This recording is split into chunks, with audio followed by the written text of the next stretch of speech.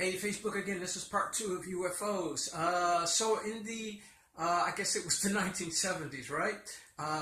It was my mother and myself. We both had an important entity here. We both had on watches, right?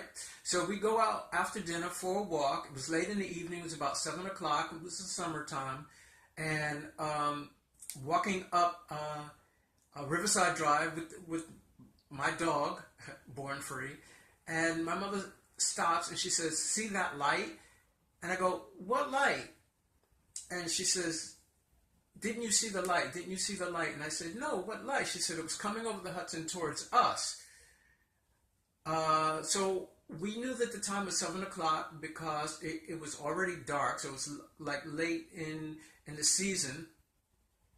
But when we looked again, just after my mother talked about the light, for some strange reason, we both looked at our watches. It was no longer 7 o'clock, it was 7:30. So in that instant, we did not lose a half hour. We had just gotten out for the walk. My mother saw the light. By the way, I never saw the light. I never saw it. I said, "What light? What light? I don't see a light at all." And she kept saying there was a light.